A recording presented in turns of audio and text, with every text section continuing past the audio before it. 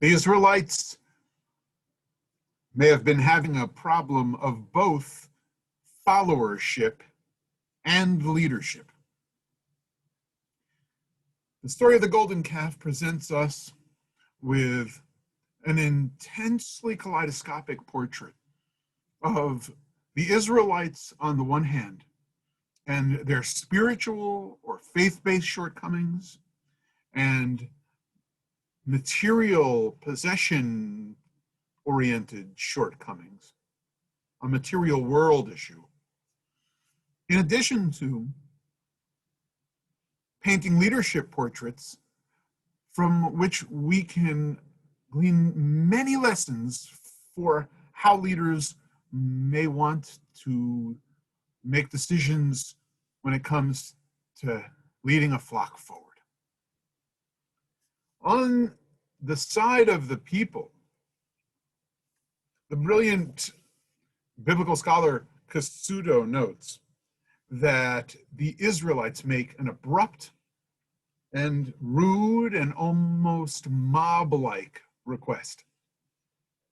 Others take it further and say, indeed, it was a mob. Don't we know the power of mobs today? Don't we know how threatened someone can feel? How undercut their career might become?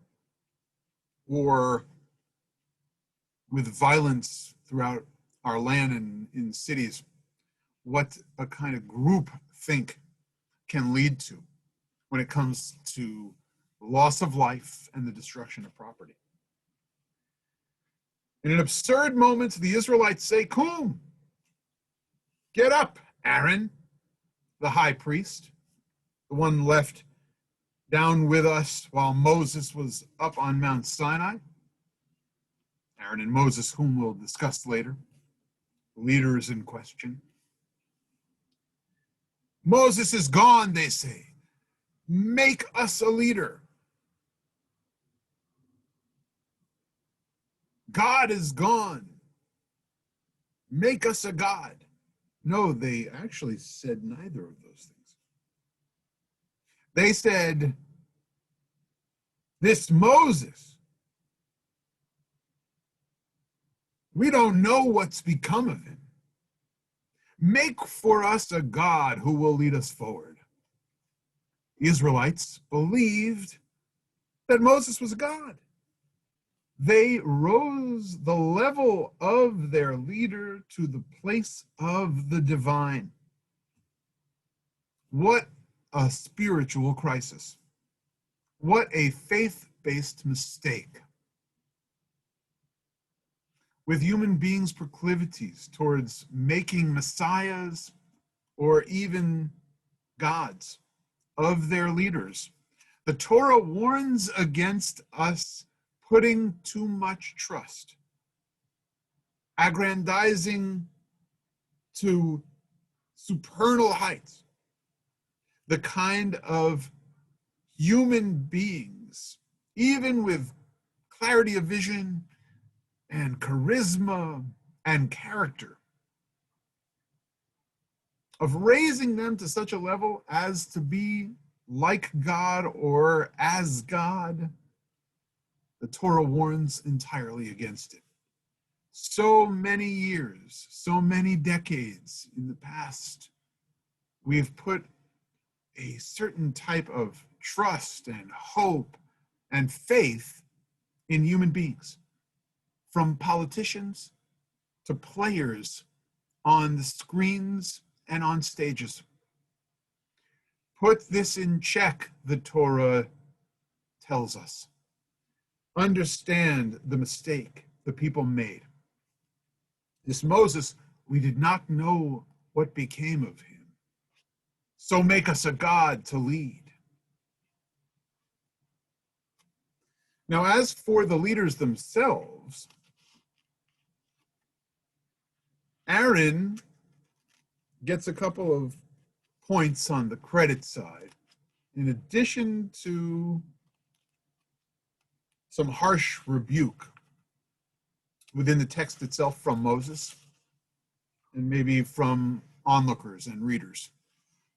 The credit he receives is reflected in the thought or commentary that Aaron does not want to betray either his brother or God.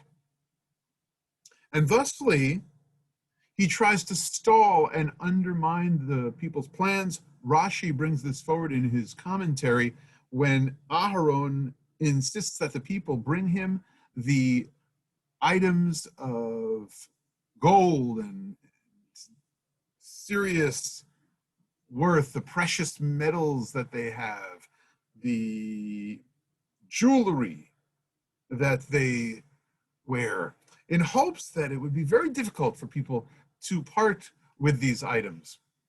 Well, for the women and the children it was, but the men had no compunction. They gave it up so quickly for the creation of a God who should go before them. And so another point, another tick mark on the side of credit for Aaron. He says, okay, tomorrow there will be a festival for God. Tomorrow.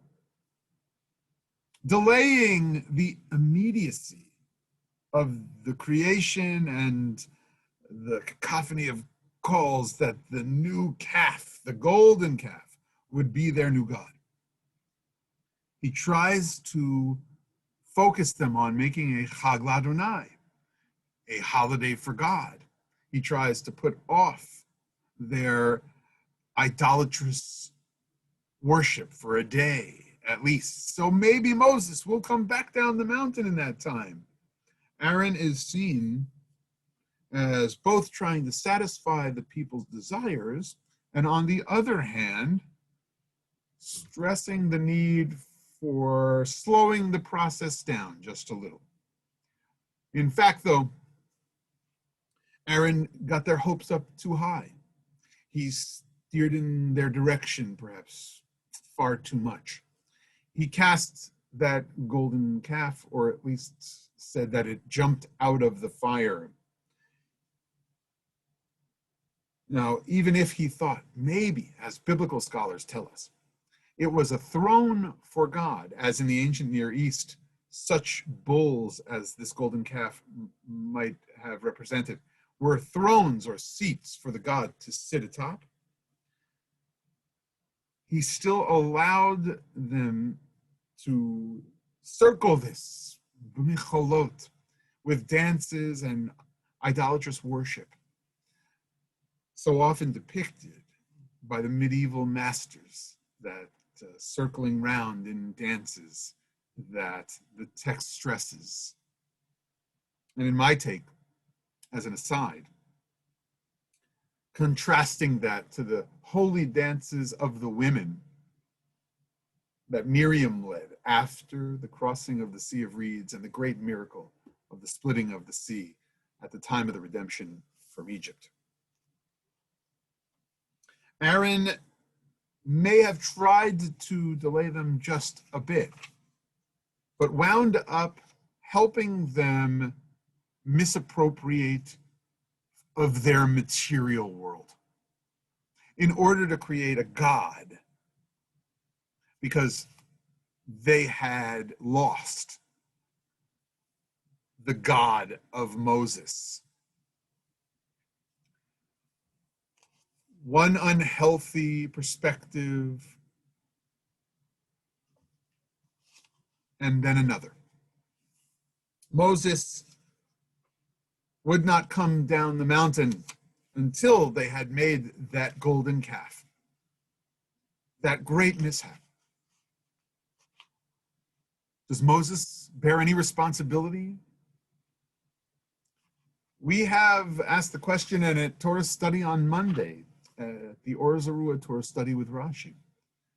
The point was raised that Moses just might have made a different management decision and returned to the people a little sooner, in that they were only just beginning to become a people crystallized together as a community on their way out of Egypt, having been freed by the God of Israel.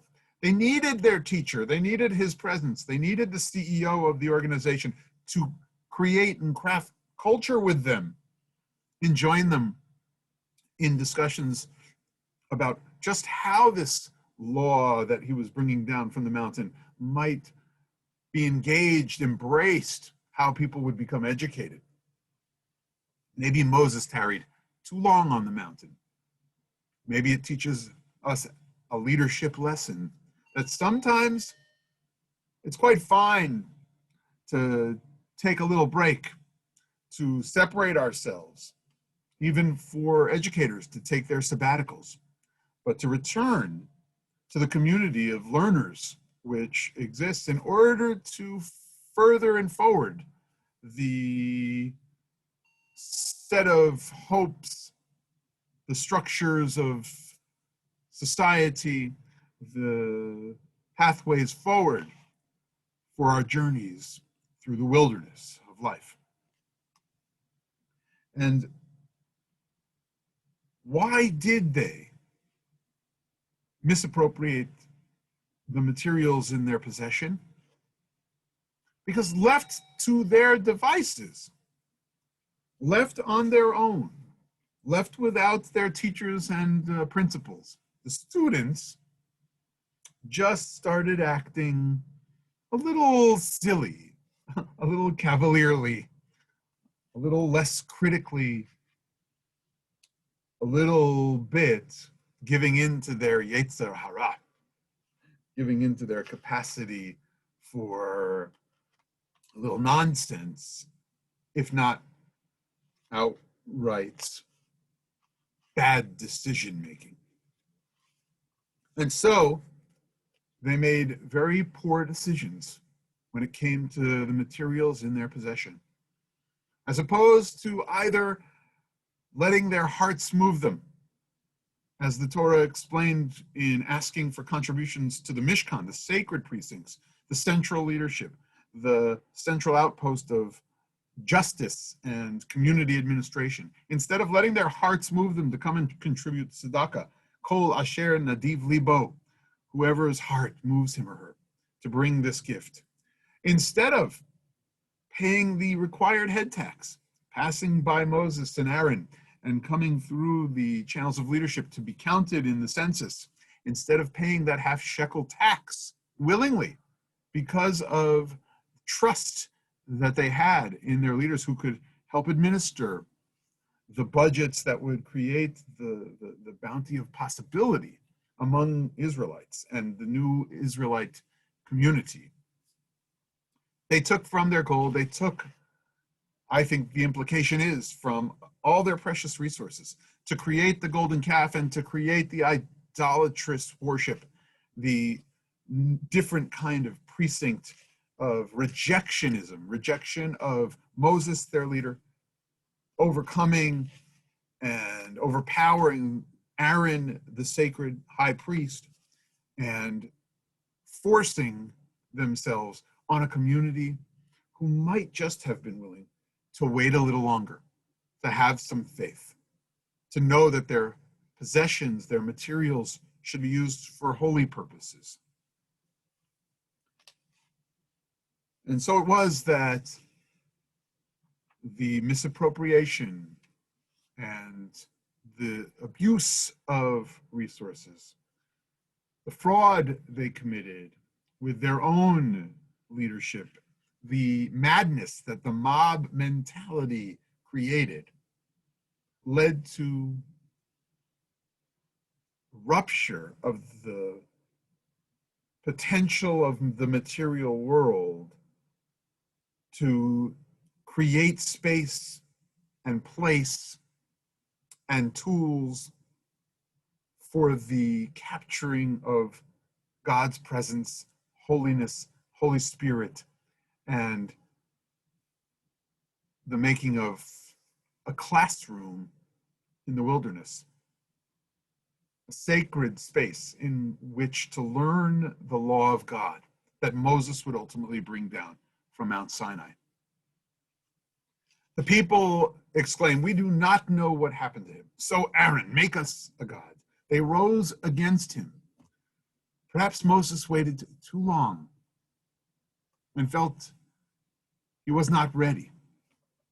And from that, we need to take the leadership lesson to return sometimes and put ourselves forward, even when we don't believe we're absolutely prepared. Perhaps the lesson is, even with Aaron delaying a little bit, that he needed to stand up for the possibilities of faith, of holy waiting for the right teacher to come with the right lessons, to trust that God's Torah had more for them, and God's presence itself could direct them and guide them through this new wilderness of life, and not some idol that they made. And perhaps the people themselves could have stirred their hearts, could have stood up and been counted among those who contributed their gold and their precious wealth towards the sacred, towards the holy, and towards all that was to support the endeavors of building this new nation. These lessons come into clear focus during this chapter of the Golden Calf, situated in between descriptions of the building of the Mishkan, the physical and the spiritual homes we need to adorn with our gold and all our contributions in order to reject the idol worship and the idolatry that we potentially bring into the world with the abuse and misuse of material, of wealth, of precious resources, and the making into gods or messiahs the very human leaders we do need to trust, but who ultimately do not define ultimate morality and grant us Torah, law, and lessons that truly guide our lives forward. Shabbat Shalom.